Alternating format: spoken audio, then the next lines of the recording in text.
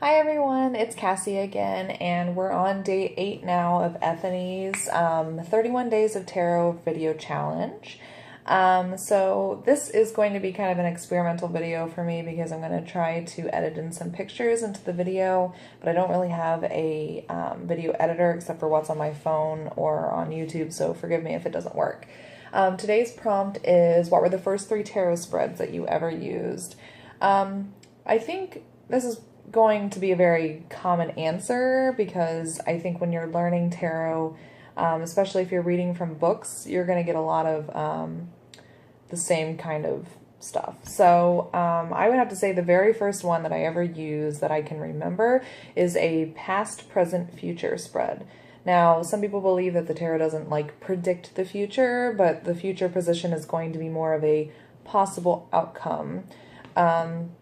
And this kind of goes back to my my ethical standpoint on tarot, or however you want to view that, that it doesn't really, like, you still have control over your destiny. So even though the tarot, like, in that possible outcome position is going to give you, like, this could happen, you still have complete control over what happens in your life if you don't. I mean, it's kind of like a warning or a heads up card too, because if you don't like what it says, you can change it, change the circumstances, like don't talk to a person, or, don't go to a job interview, just don't do whatever makes you uncomfortable, and that might have a bad outcome.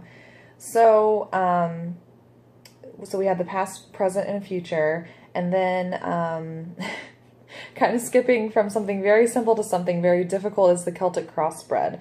Now, I'm going to try to edit in a picture of the spread.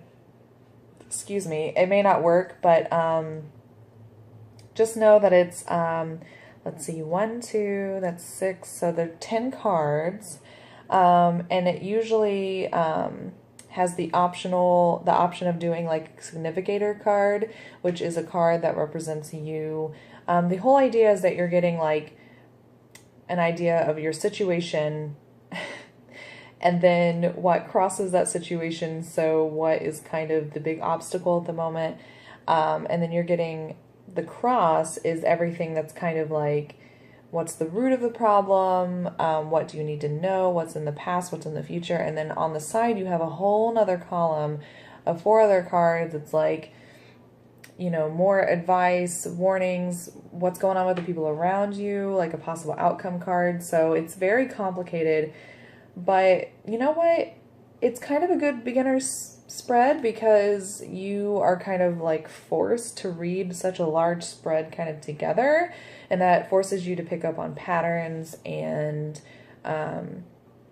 relate cards in terms of, are there how many major arcana, how many minor arcana, what are the people in the cards, are they interacting together and stuff like that. So it really pushes you to take on, it's probably the biggest spread that you're going to do as a beginner.